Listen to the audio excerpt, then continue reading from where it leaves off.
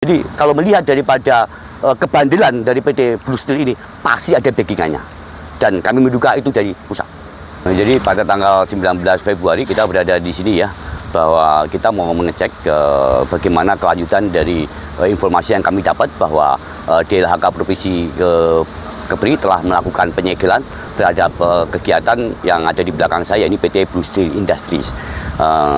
Jauh sebelumnya sih, kurang lebih seminggu sebelumnya, memang AKBP Indonesia melayangkan surat juga kepada Komisi 12 ya, yang membidangin lingkungan hidup. Salah satunya yang kita bawa adalah kasus ini, di mana kami menemukan banyak kejanggalan-kejanggalan ataupun menemukan adanya dugaan perusakan dan pencemaran lingkungan yang kita bisa lihat ya, bahwa mereka melakukan kegiatan reklamasi dengan prosedur yang tidak benar ya. Kami pikir bahwa memang ada masalah di sini. Reklamasi tahun 2023 ya, itu sudah terjadi, dan 2023 bulan Mei juga sudah dilakukan penyegelan oleh PSKP karena mereka tidak memiliki izin PKK-PRL. Nah, setelah itu kemudian Desember 2023 itu dicabut ya oleh PSKP karena mereka sudah melakukan perizinan, tapi kenyataannya bahwa ada izin. Kalau toh kemudian kita temukan adanya perusakan dan pencemaran, maka kita wajib untuk melakukan advokasi karena ada deliknya di sana. Perusakan lingkungan itu sebenarnya nyata ya, gampang sekali kalau melihatnya ya, karena kita melihat bagaimana material ini masih bekerja nih teman-teman ya. Pada di dalam pelangnya itu, karena ada di dalam pelangnya itu ada bahwa tidak boleh melakukan kegiatan karena tanggal 14 Februari DLHK telah melakukan upaya penegakan hukum dengan memasang pelang, di mana di situ tertulis bahwa atas Undang-Undang Perlindungan dan Pengelolaan Lingkungan Hidup dan izin lingkungan, maka ini di stop. Nah, berarti ada izin lingkungan yang tidak terpenuhi pasti.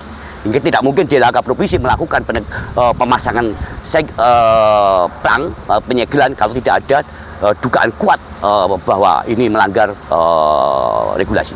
Data yang kami dapat dari nelayan ya, nelayan di sini ada kurang lebih sekitar 70 orang ya, 70% di sini nelayan juga ya. Jadi memang perusahaan sudah melakukan negosiasi ya dengan warga ya, dan akhirnya terpaksa warga menerima kompensasi sebesar 500 per kakak. Itu yang kami dapat, nanti bisa di cross check ya. Nah, inilah sebagai bentuk contoh bahwa proses kompensasi ini dia bisa dilakukan antara masyarakat dan pengusahaan saja. Mestinya ada pemerintah yang hadir di sana, sehingga apa? Tidak banyak dirugikan. Sekarang yang dirugikan kan masyarakat, yang dirugikan adalah lingkungan ya. Dan kita melihat bahwa ini sudah jauhnya, ini sudah 1 kilo ini. Dan ini sudah masih dilakukan penimbunan di sana, sehingga ini terjadi busung. Ini dulu lebarnya kurang lebih sekitar 300 meter, 400 meter kalau nggak salah, 600 meter ini. Jadi disinilah AKBP Indonesia kenapa kita bermanuver sampai ke pusat ya, karena memang menurut data kami bahwa aliran kerusakan itu karena aliran kekuasaan dan aliran uang. Aliran kerusakan yang begitu tinggi, ini ada aliran dari pusat. Jadi banyak sekali intervensi dari pusat yang mempengaruhi kerusakan lingkungan di Kota Batam. Dan kami menduga bahwa ini tetap orang-orang kuat ya yang di belakang ini. Pasti kalau tidak kuat tidak mungkin sebandel ini. Bisa dibayangkan disegel, dilepas, dan kemudian melakukan disegel lagi sekarang ini oleh pertama disegel PSKP ya, karena tidak memiliki PKK-PRL. Nah, kemudian 14 Februari itu disegel oleh DLHK Provinsi. Ya, ini berarti bandel sekali, dan di dalam perang itu jelas sekali bahwa tidak boleh melakukan kegiatan apapun.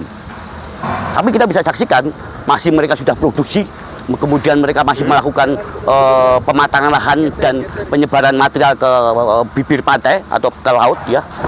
Itu menunjukkan bahwa mereka ada orang-orang kuat di belakangnya. Jadi kalau melihat daripada kebandelan dari PT Blue Steel ini pasti ada backingannya, dan kami menduga itu dari pusat.